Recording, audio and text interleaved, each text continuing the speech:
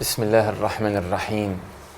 الحمد لله رب العالمين، والصلاة والسلام على سيدنا محمد وعلى آله وصحبه أجمعين. سبحانك لا علم لنا إلا ما علمتنا إنك أنت العليم الحكيم، ولا حول ولا قوة إلا بالله العلي العظيم.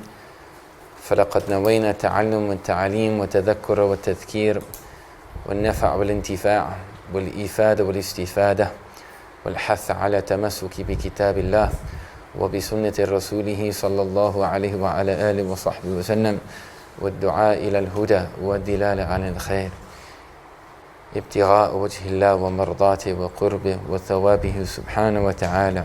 سبحانك لا علم لنا إلا ما علمتنا إنك أنت العليم الحكيم. سبحانك لا علم لنا إلا ما علمتنا إنك أنت العليم الحكيم. إنك أنت العليم الحكيم. إنك أنت العليم الحكيم. اللهم صل وسلم على سيدنا محمد مفتاح باب رحمة الله، عدد ما في علم الله، الصلاة والسلام دائمين بدوام ملك الله، وعلى آله وصحبه ومن والاه. اللهم صل وسلم على سيدنا محمد مفتاح باب رحمة الله، عدد ما في علم الله، الصلاة والسلام دائمين بدوام ملك الله، وعلى آله وصحبه ومن والاه. اللهم صل وسلم على سيدنا محمد مفتاح باب رحمة الله، عدد ما في علم الله، صلاة والسلام دائمين بدوام ملك الله، وعلى آله وصحبه ومن والاه. اللهم صل وسلم على سيدنا محمد نورك الساري ومددك الجاري، واجمعنا وإياكم به في كل أطوار، وعلى آله وصحبه نور. اللهم صل وسلم على سيدنا محمد صلاة نكون بها محبوبين لك ومحبوبين له، وعلى آله وصحبه وسلم. اللهم صل وسلم على سيدنا محمد صلاة نكون بها محبوبين لك ومحبوبين له، وعلى آله وصحبه وسلم. اللهم صل وسلم على سيدنا محمد صلاة نكون بها محبوبين لك ومحبوبين له، وعلى آله وصحبه وسلم في كل لحظة أبدا، عدد خلقه ورضا نفسه وزنة عرشه ومداد كلماته. الحمد لله.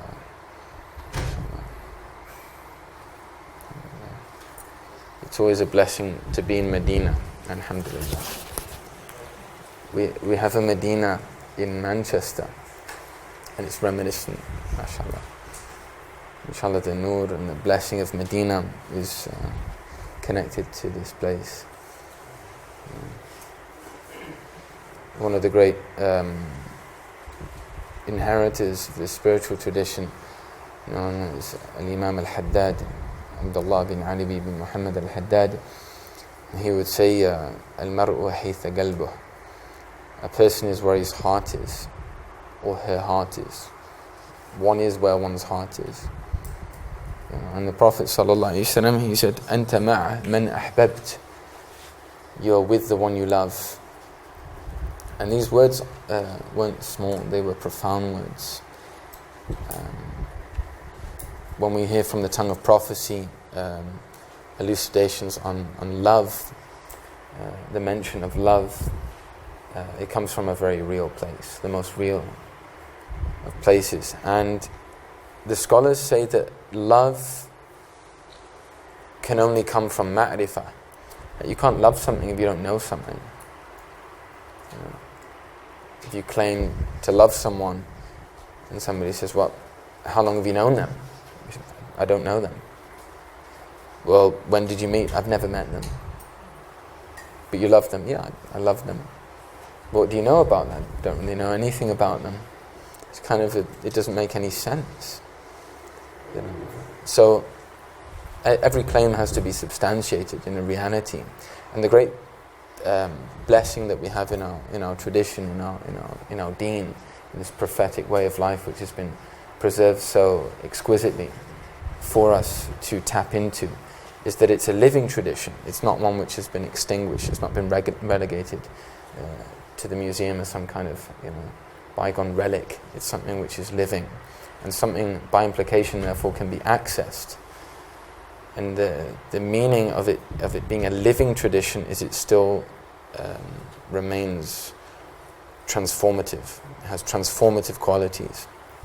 To anybody, walaikum assalam wa rahmatullahi wa barakatuh, anybody that makes an approach in applying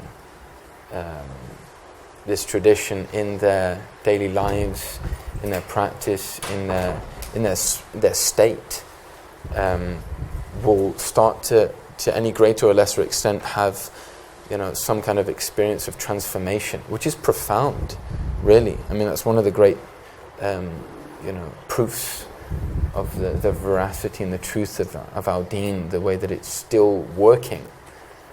And as dear brother Justin mentioned, I did get the topic wrong. It was switched around on my timetable, but it's all good because it's all about the Prophet sallallahu alaihi wasallam. As long as we're engaged in him, there's nothing really going wrong.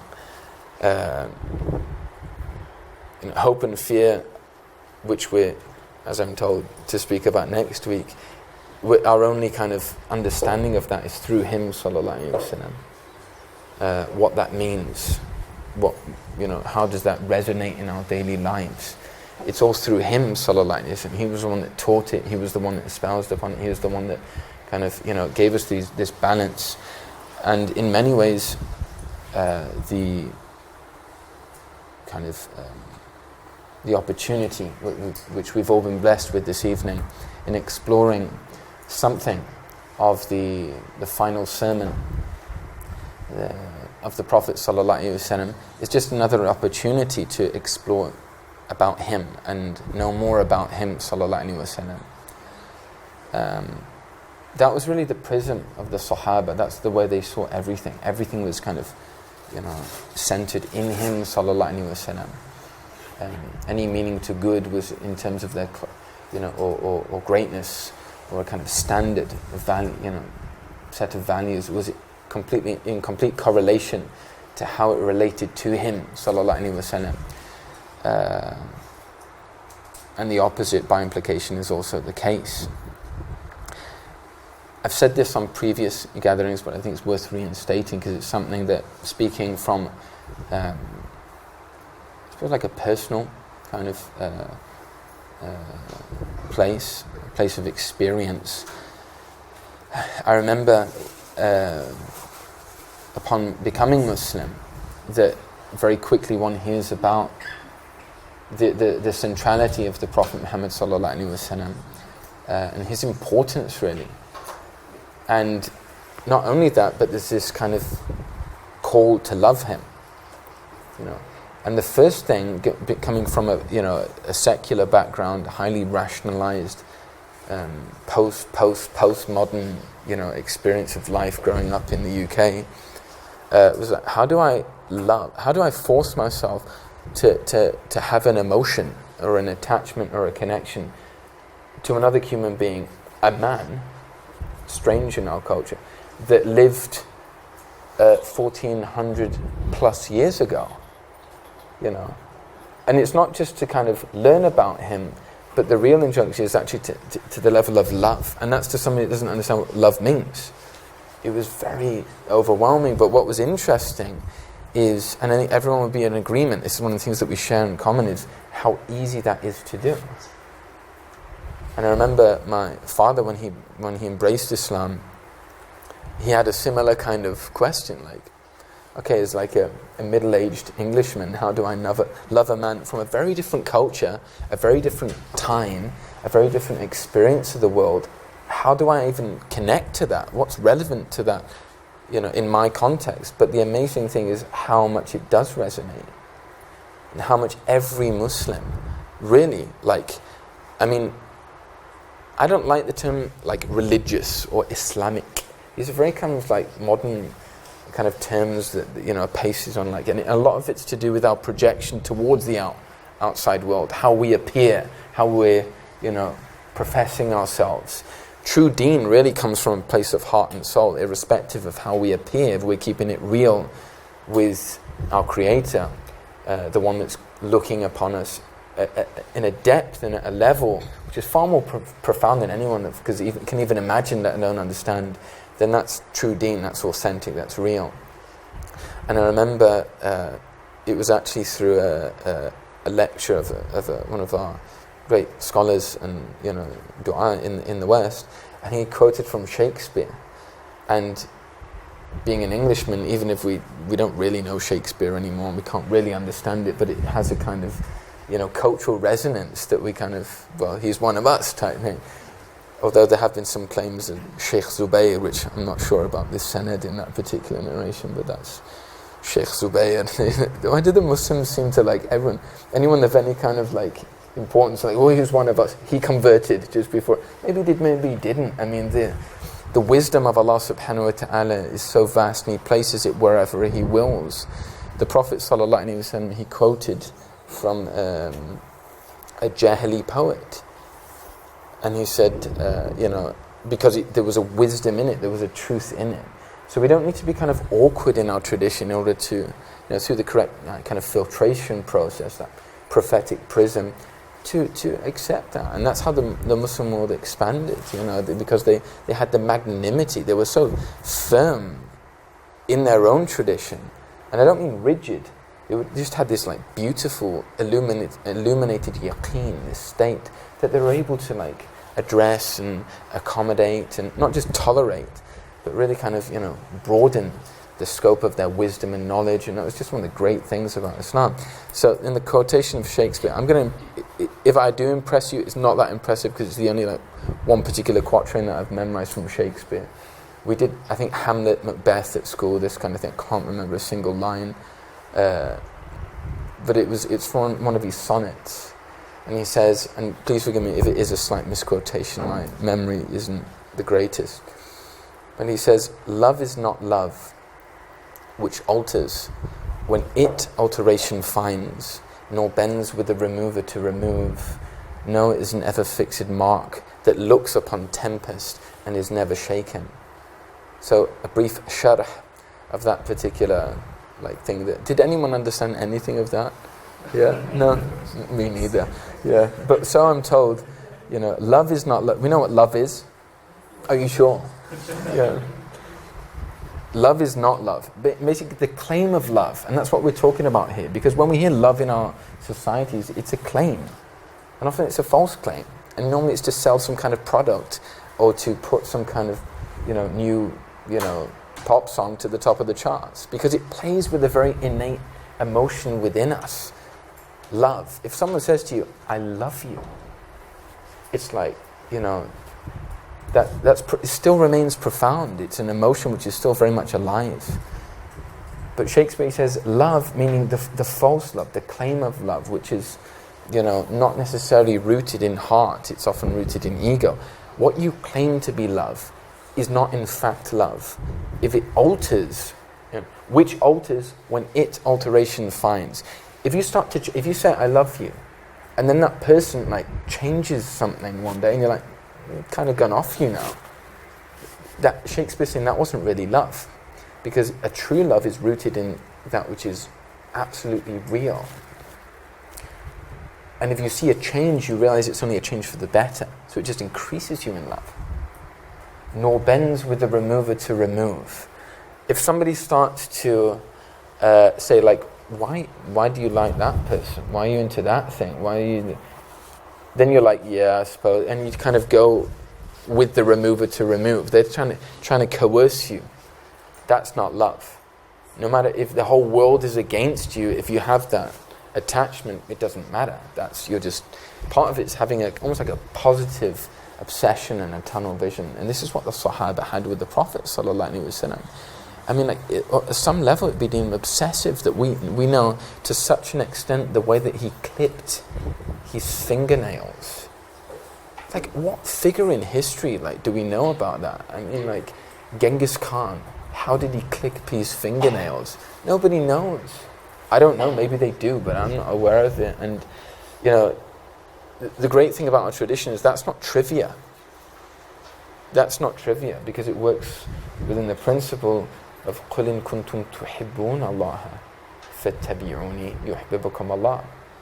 Say if you truly love Allah, it's not just a false claim. It's not something that's, when you see Allah's hand in your life and maneuvering things around, perhaps in times of difficulty or challenge, that love starts to waver. No, it's absolutely there, because you know and you have a hope and you have a trust in Allah. That's something which is firm. Now, in relation to the topic, and I hope it's going to be like more of a discussion at some level. I hope we can open up the floor perhaps sooner. We've already gone into 20 minutes into the actual talk.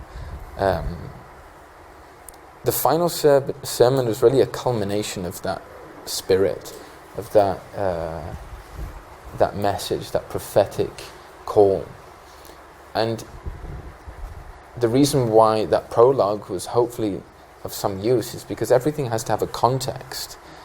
It wasn't just a kind of detached speech, in front of hundreds of thousands of people, which didn't really know anything about the speaker. The Prophet ﷺ, he didn't have a door in his house. He had a kind of a curtain which people would able to, after seeking permission, go in and out. And the kind of pre-modern architecture facilitated that kind of openness, and the way that they had exchanged the community of the masjid and the way the masjid was used. It wasn't just a place for prayer. It was a place of learning. The Sahaba even wrestled. There was a kind of sports, taking place in that place of worship, because that was worship. And the Prophet ﷺ, as we know in terms of contextually, the 9th year of Hijrah, which is after the migration of the Prophet ﷺ from Mecca to Medina, was a really important year, because it's the year when so much had already taken place and people started to really kind of embrace Islam. People came from different parts of the Arabian Peninsula to declare that allegiance and accept their faith and attest to their belief in one God, and that Muhammad ﷺ was his final messenger. Very epic year. You got to understand the context. And then there were subtleties in like subtle allusions in the speech of the Prophet ﷺ to the real kind of elite amongst the Sahaba, the people that were trained to have such a penetrating insight and consideration in the subtleties of the words of the Prophet ﷺ, the likes of Abu Bakr as-Siddiq. That this was going to be the last, that he wasn't going to be much longer with them. And this was the first and the last Hajj of the Prophet ﷺ. So a very epic event. And, there were hundreds of thousands of people who were, most of which we don't know the names of, but there were people that were inspired and people that were moved and people whose lives were changed. Do we have any converts here? Subhanallah. 2, 3. Okay. Well, does anybody know any converts apart from us 3? Yes? People know converts to Islam. I think it's really important for those of us that have been blessed to be born into the tradition. I mean, you're still chosen. Like Allah still chose your soul and placed you in He just raised you in a different way for a wisdom. It's nonetheless profound. But I think that experience as a convert is really important for quote-unquote born Muslims to have some kind of awareness of. As a convert, the way you see things, you're always filtrating through some kind of a past history. Not necessarily a baggage, but we all have lives and we all have our experience in which we paste our experience upon. And it's not often articulated in this way. But I would say all, but it's not actually strictly all.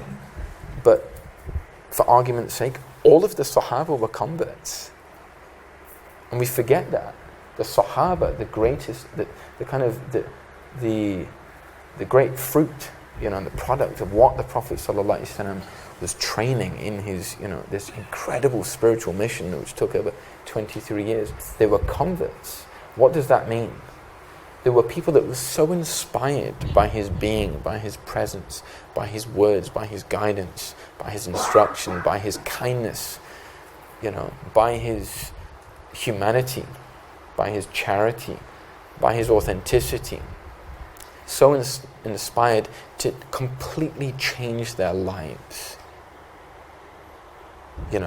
It takes a long time for a convert to really kind of even come close to kind of recalibrating certain worldviews, mindsets, paradigms that we've all been conditioned to have.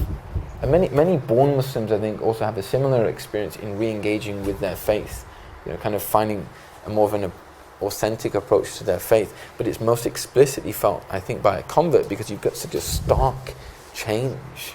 The people that the Prophet ﷺ was addressing were these types of people. And you can imagine like this epic event after they've all been on Hajj. Who's been on Hajj? Yeah, mashallah. 2, 3, 4, like, mashallah. I mean, Hajj in Arabic, linguistically, means qasd, which means like an aim. And it's something that we all aim for, and it's something that also recalibrates our life aims. And often Hajj is a great experience to really think about what are we going through, what's life really all about. Because when you see everyone, it's so epic. Even when you look on the TV, it's just an amazing sight. To see all these people like, garbed in this kind of, this kind of angelic attire, and they're all going around in this ritualistic, movement. It's so epic. And then when you see them all of a sudden, like the call to prayer, and they're all in line, which is even more amazing that Muslims are actually become organized for like, and isn't that amazing, from so many different walks of life, so many different cultural backgrounds, ethical, racial, but they all understand like, قَدْ قَامَتِ الصَّلَاةِ قَدْ قَامَتِ الصَّلَاةِ. That means, right, okay, we drop everything and we face this incredible center of, of the world, the cosmos in many respects, So, the experiences of the Sahaba, spending time with the Prophet ﷺ, going through, the 3 years when they were embargoed and literally extradited to the mountains, just to the outback, how hard must that have been? I mean, they said to such an extent, many of them were just eating leaves. There was nothing to eat, because they were also banned from any kind of food reaching them for 3 years, and they lived in that state. So can you imagine the community that was formulated during those moments? The connections, the bonds, the kind of advice that they sought from the Prophet ﷺ, the guidance that they received from him, and just him being amongst them. I think it's really hard for us in this time to understand the profundity of just his presence in Medina. They said, the Ansar said that when he came to Medina, it literally became illuminated. Like, what's that even mean? Like, I can't remember, going into KL and all of a sudden it's like a light anyway, and it's not figurative. There was a physicality to this. They could actually see this, because it was just such an epic historical moment, sacred history. The Prophet, he said, migrating to Medina. And everyone's just like, and then living amongst them, and the difficulties and the challenges, then going back to Mecca, and then they have the Hajj. This great, for many of us and many of them, once in a lifetime event, this culminating event, which took place, the delegations came 9 years after the Hijrah, in the 10th year of the Hijrah. The Hijrah is the migration, as we know, from the Prophet ﷺ, from Mecca to Medina, which is important for us because we're in the month of Muharram, which is the month in which this took place. Initially, I was intrigued as the selection of the title, given the importance of the night, because we're now post Maghrib. We're now in Ashura, the 10th day of Muharram, which is an important and significant day. But I think the final sermon is important because it encapsulates the entirety of the seerah. So here we are, the Sahaba looking on, everyone was just, just so ready to receive, and they're looking on at the Prophet ﷺ, and he addresses them. And there was something miraculous because the people far, far away could also hear him. There are many things taking place here subliminally, spiritually, that were just so profound. And he gets up and he speaks. He addresses initially the call to God. He roots them in the essence of his tradition, the essence of his mission, the essence of why he came. And this is something that we have to draw a lesson from. Often we can get bogged down in, the great ocean of Islam, but that should always lead us back to its source. Where's that spring? Where's that fountain? And it's belief in Allah. Belief. And part of belief is not just a kind of intellectualized thing. It's something which is experienced, and one could even say at some level, tasted. So, in these gatherings, if they're to be true conduits of transformation, we all kind of redress ourselves. Where am I at in my approach to God? Because he doesn't change. We know this. That's part of our belief. God doesn't change. He is now as he always has been and always will be. He's infinitely powerful. His decree is superseded by nothing. He can see everything, and he's aware of this, of us sat here now. And not an awareness like our awareness of us being here now. He was aware of this in pre-eternity, and he was aware of every single, thought which is, fluttering through our minds and our hearts and our souls right now. And he was always aware of them. And he can hear them, not in a way that we can hear, but in a way that we can't even perceive how to hear. It's so amazing. It's just beyond even our ability to imagine. العجز عن درك إدراكه إدراكه. Our realization, or at least understanding that we're completely incapable of encompassing who Allah is understanding, is idrak, is a level of comprehension. Because we can't place Rabbil Alameen in a box. If we do that, really we're just actually boxing ourselves, and we're preventing ourselves from that experience. However, we also have the, so where's the path for transformation? Where's the path to know God? If this is what this is all about. Through this. Neither the heavens can contain me, nor the earth can contain me, but the heart of my believing servant can contain me. Meaning, it has the capacity to know.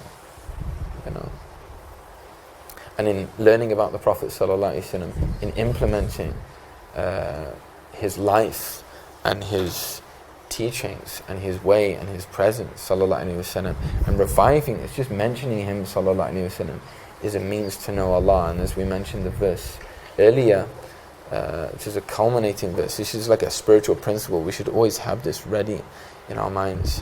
قُلْ إِن كُنْتُمْ تُحِبُّونَ اللَّهَ فَاتَّبِعُونِي يُحْبِبُكُمْ اللَّهُ. Say, if you truly love Allah, follow me.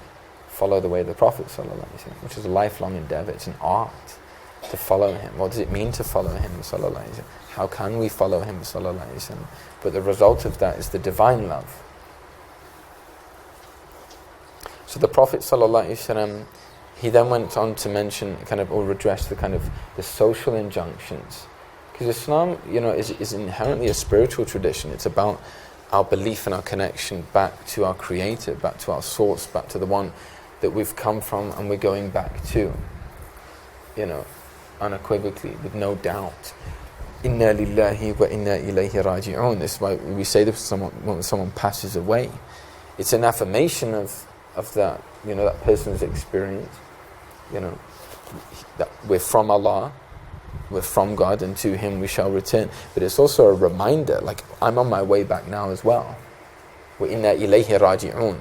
And it's not sanarji', or sawfa narji', like we will at some distant, obscure level in the future, we're going to go back. No, raji'un, right now. Right now we're all returning back to God. Right now. Not we're going to, right now. We're in a state of movement, and those breaths which we breathed, that we inhaled and exhaled moments ago, are gone now. They can never be taken back. Imam al-Ghazali, he would say, like, every breath of yours is like a priceless entity, a jewel, like something. When it goes, it can't be taken back. So how are you spending that? And alhamdulillah, like, we've been blessed to gather in a gathering which is based on meaning, purpose, and learning about the most profound human being, the one that Allah chose to deliver the meaning of purpose to us. So what does that mean? That's a sign of Allah's love upon us, inshallah. So the Prophet ﷺ redressed the importance of rooting our tradition in belief in Allah. And then he talked about, you could say, like, our linear address. What is my duty now towards the society, towards my community? He talked about family, to one's spouse. Because Islam is also, it can't be overly, relativized into this some kind of pseudo-spiritual kind of, tradition which has no real practical implication. No. Everything which you do in a physical sense has spiritual implications. If you expose your heart to something through the eyes, or through the ears, through the gift of sight or hearing, it has implications to the heart, to the soul. It's how the soul feeds, it's how the soul is conditioned.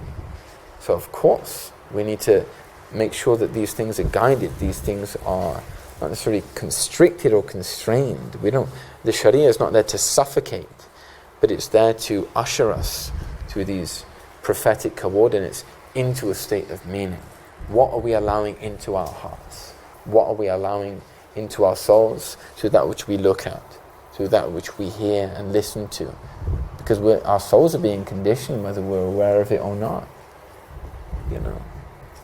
One of the funniest things, like in the UK, people say, I'm not religious. It doesn't really mean anything. It doesn't mean you don't have a soul, you don't have a heart, you don't have that potential for that receptivity to spiritual realities. One in I think 4 people in the UK alone. It's probably echoed in the States and other parts of Europe, maybe even in KL, I don't know. Probably less so. They say 1 in 4 people suffers from some form of psychological distress, mental illness, often depression. Why is that? Why is that? It's because the word religion is not from our tradition. It's not. Deen doesn't necessarily mean tradition. Deen is holistic, and that's why what we're talking about now. This is what the Prophet referred to when he was talking about marital rights in the final sermon, when he was talking about social rights. Sallallahu Alaihi Wasallam. He was saying that, look, all these things have a complete relevancy to you. It's not just something you don't have to deal with, you can close your door, because it will creep up on you. If you don't take care of your community, if you don't take care of your family, it's going to be detrimental to your own soul. That's relevant. And people can say, well, that happened 1400 years ago. If we don't take care of our loved ones, it doesn't have an effect as modern human beings. We've kind of like evolved beyond that. Absolutely not. We're still in the same way as we always will be, because as long as we have hearts, then the same principles apply. So the Prophet ﷺ, he reminded the Sahaba of the kind of correlation between rights and responsibilities. That we do have rights, we have huquq, which express themselves, as we know, in marital relationships, in the way that we deal with our societies. The hurma, he spoke very much about the hurma, the sanctity of a believer in terms of property rights, that we're not to steal or abuse or oppress. And someone could say, well, isn't that like a universal value? I wish, but often it's changing. I mean, it depends, it's often relativized through a political agenda, but the Prophet ﷺ instituted this in a sacred fashion. This was from his, he was the legislator from Allah. And him saying this means this is the way it's always got to be. We have to be people who are just and who are upright and stand up for truth in a way which is conducive to holistic change. And then the Prophet ﷺ, in talking about this concept of sanctity, he said, what day is this? Interesting question. Typically if you say that in an English context, you're being sarcastic and it would be quite rude. Do you know what day it is? But it wasn't like that, and the Sahaba didn't perceive it as that. And they were ready to say, Allahu wa Rasuluhu a'lam. And they weren't brainwashed. They were just so attuned to what the Prophet had taught them, and that it was from a place of truth. Because harking back and coming full circle, we started by talking about love. I think one of the reasons why as modern people we find it difficult to love, and we often go to this fake version of this emotion, it's not love, because love is a reality, it's not just a feeling, it's a reality. It's because we're not able to trust. And if you can't trust someone, you can't love them. But in a society where often trust is abused, or it's used to sell a new product, like, you're going to love this new mobile phone, really? I don't think so. I'm probably going to throw it away after the screen smashes, or like a latest model comes out. It's not really that profound. The profundity, it doesn't warrant me to say that I love it. Now, okay, in kind of colloquial usage, we're not going to be pedantic about it, but we also have to be considerate about these things. Because love is not a trivial thing, and we're not trivial beings. We're profound in our essence. Therefore, we take it back to the root of our creation. وَمَا خَلَقْتُ الْجِنِّ وَالْإِنسِ إِلَّا لِيَعْبُدُونَ. I've only created the humankind and the jinn لِيَعْبُدُونَ as beings of devotion. So we're all, in our essence, beings of devotion, devoted creation. But we need guidance in terms of how do we actualize that? How do we bring that into a reality? It's interesting, the great Mufassir of the Quran, Sayyidina Abdullah ibn Abbas, radiyallahu anhu, he said that the meaning of this, this ya'budun, which is worship, devotion, it means liya'rifun, to know. The only reason for our creation is to know, to be comports and conduits of knowledge. But to know what and why? To know the one that created us. Because that's the purpose of devotion. The reason why we go through these, kind of spiritual exercises and practices, the most formal of which we know as Muslims, are the 5 opportunities of reconnecting our connection and re-establishing our relationship back to Allah every day. 5 gifts, as we call the salawat. Everyone knows the salawat. Fajr, Dhuhr, Asr, Maghrib, Isha. Why? To know. To know something about who you are, and to know something about who Allah is. And the prayer is really the medium by which Allah introduces Himself to us. Because Allah doesn't love to hear anything more than the sound of His own word. And if we recite the Fatiha, which is the greatest surah in the entire Quran, with meaning and with purpose, then we start to have unlocked for us an opportunity to be introduced to our Creator. They say the first entry point, really the initiation to presence, which is a very trendy word now, to be in the present moment. But that, in our tradition, that's only the kind of starting point. It gets deeper and deeper and deeper, because it's not about being present with created beings. The pinnacle of our tradition is dhikr Allah, is remembrance of Allah, and remembrance is to be with the one you're remembering. So how profound is that? SubhanAllah. La ilaha illallah. Man arafa nafsahu faqad arafa rabbahu. The one that truly knows themselves knows their source, knows their creator, knows their Lord, knows the one that creates them. And the more you know about yourself, the more you know about God. And in a contemporary society, city living isn't really conducive to knowing who we are. We're too busy for that. We're too preoccupied. And why is it even relevant to know who I am? Isn't that like the whole, if you don't know who you are, maybe that's the reason for the depression. Maybe we should start to revise that. So the Prophet ﷺ, he gave practical advice as well. And practical, often we say, I'm a practical kind of person. It doesn't mean you're not spiritual.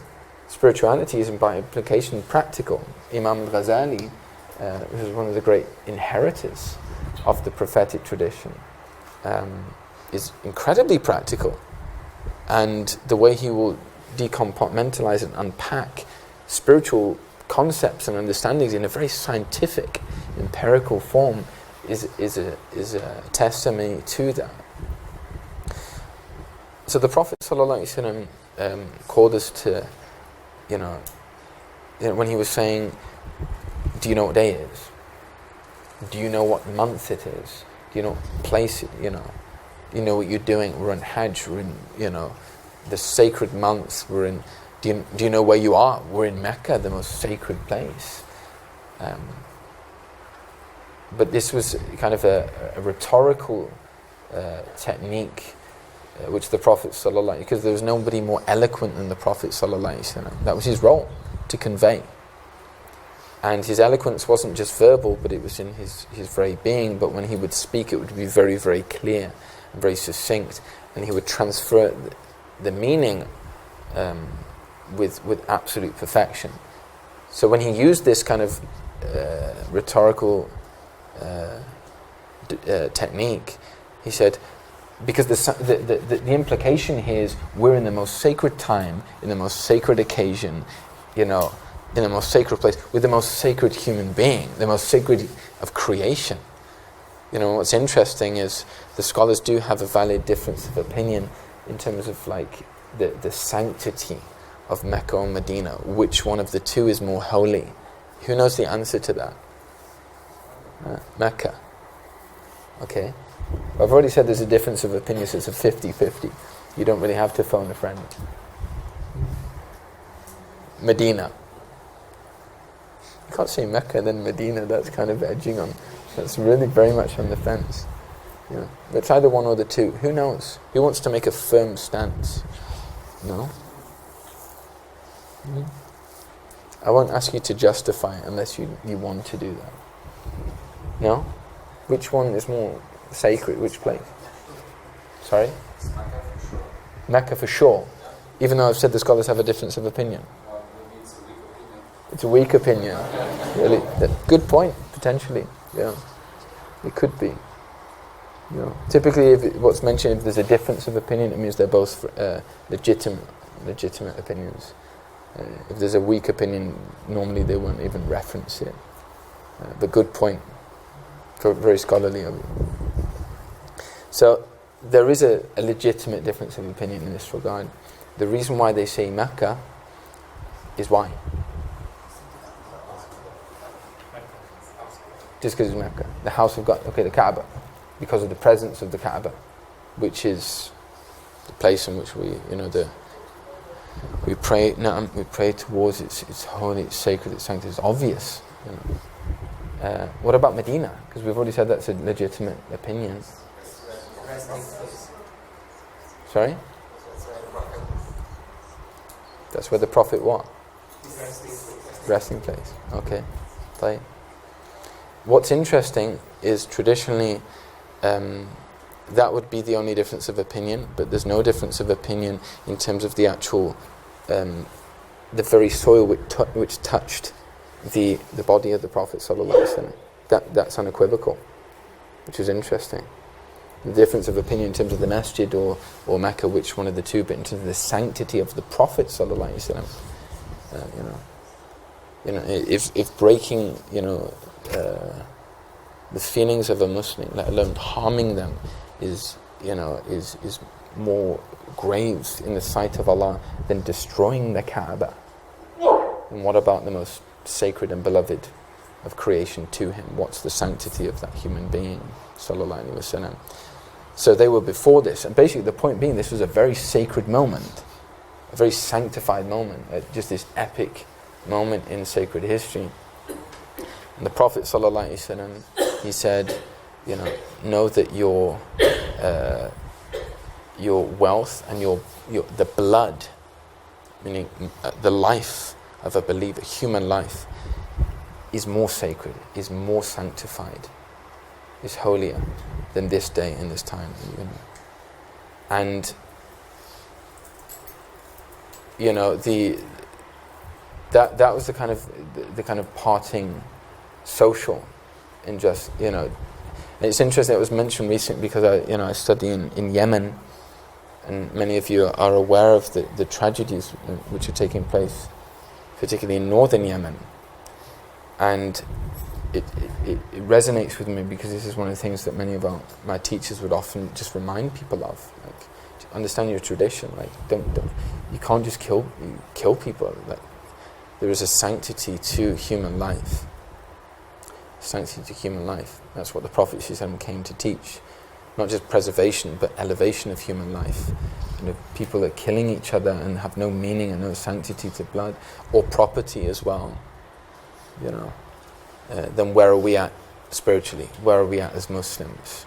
One can't claim a spiritual state and they're damaging, other people's feelings, let alone harming them.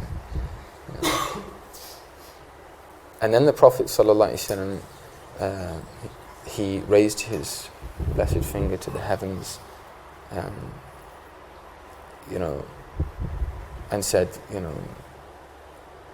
oh Allah, bear witness that I've conveyed the message. Because he asked the Sahaba, have I conveyed the message? Bala ya Rasulullah, yeah, you've conveyed the message. And we, typically when the scholars mention this, they say, and we bear witness that he also gave us the message. Because he never falls short in conveying the message to us. It was, he said, I left you on a mahajjatan bayda, a clear path. Its night is like its day. Nobody will, la yazil annahi illa halik. Nobody will, kind of diverge from this path except a person who's doomed, because it's a very broad path. It's an accommodating path, but it's also very clear. Islam is very clear, and whilst it's very encompassing and tolerant, we also have a great clarity in our tradition. And then the Prophet ﷺ, as I said, he raised his hand to the heavens and said, Allah, I declare that I've conveyed the message. Sallallahu Alaihi Wasallam. And then it wasn't much longer, and the Prophet Sallallahu Alaihi Wasallam fell ill. And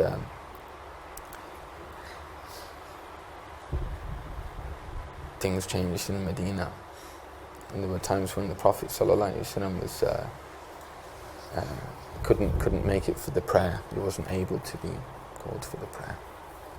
And his great companion Abu Bakr as-Siddiq radiallahu anhu was, because the Prophet told his daughter, his wife Sayyidah Aisha, to get your father to pray. He said he's not going to be able to, because he's a man with a very brittle heart, and he's overcome when he recites the Quran. That's one of the reasons why the Prophet ﷺ also praised the Yemeni people, because they were able to weep easily, and that wasn't a weakness. It was actually a sign of humanity within them, strength. Having a soft heart is very important in our tradition, because it's all about the heart. ألا وهي القلب إلا من أتى الله بقلب سليم. And that's the importance of seeking sacred knowledge through sound channels, and not just amassing information from scattered sources, because it has an effect in the way that it resonates with the heart. And authentic knowledge should always move one into a want and a desire for transformation, to get closer to God. That's what the scholars would talk about with ilm al-nafi'. That's why we're gathered here today. It's not to tell bygone stories, it's to exchange knowledge. So that we can enter into a process of transformation. And the source of that is learning about the source of all of that knowledge, our beloved Prophet Sallallahu Alaihi Wasallam. There's so much more that one could unpack in that final sermon, just out of brevity of time, and also to allow an opportunity for if anyone wants to have anything they'd like to contribute, or any insights, any questions, any queries. Inshallah, I know it's a work night as well, I'm conscious of that, but I'm really appreciative that you all came and were able to exchange in these moments something which is worthwhile, alhamdulillah, the gathering of sacred knowledge. Wa sallallahu ala Sayyidina Muhammad wa ala alihi wa sahbihi wa sallam. May Allah allow the lessons of this sermon to really resonate in our hearts, and to plant those seeds in our souls that we're able to just learn a bit more about Him, to turn more to Him, and may Allah facilitate those channels to understanding Him, those people that can educate us about Him, not just inform us about Him, but transform us through Him. Sallallahu alaihi wasallam. I know on this, the night tomorrow being Ashura is an important day. It's, to acknowledge, at least, it's not a day of mourning. We don't do that in our tradition. Nevertheless, it's coupled with a sadness due to what took place with the grandson of the Prophet sallallahu alaihi wasallam. But we also understand it as from a position of orthodoxy in the Sunni tradition, is it was a victory. It wasn't a loss. It was a victory for Hussein radiallahu anhu, because it's what he preserved in his sacrifice. It's some great lessons to be learned in that, and if we're able to, we should really look into this. As we know, it's not obligatory to fast tomorrow, but it's a sunnah. It's mentioned in the books of hadith that this is the practice of the Prophet sallallahu alaihi wasallam, to fast tomorrow. It's also recommended today as well, if we were able, those of us who are able to fast, but that's obviously done now. You can't fast now. You're not allowed to fast after that. So this is the day also of joy, because it's the day in which Allah saved Moses, Sayyidina Musa, from the Fir'aun, by that miraculous event. So it's a very important, it's not an insignificant day, and many things took place on the Ashura. So, inshallah, if there's one message that we take away this evening, it's the incitement and reminder to just really always keep his memory alive, sallallahu alaihi wasallam. Keep it living. That's the meaning, as we began with saying, a living tradition. And if we don't know about him, then we can't love him. But the more we know about him, the more we can love him. It's like a spiritual, just like a fact. You can't learn more about the Prophet ﷺ other than it's a source of inspiration and motivation and resolve, and we need this in our time. We need role models, and the only way we can be inspiring to others is to be inspired from an authentic source, and He's the source of all of those sources. So may Allah connect us to Him, inshallah, that we may, we all share that journey together, inshallah, as Muslims, alhamdulillah. Sallallahu alayhi wa sallam, Muhammad wa ala alihi wa sahbihi wa sallam, alhamdulillahi rabbil alamin.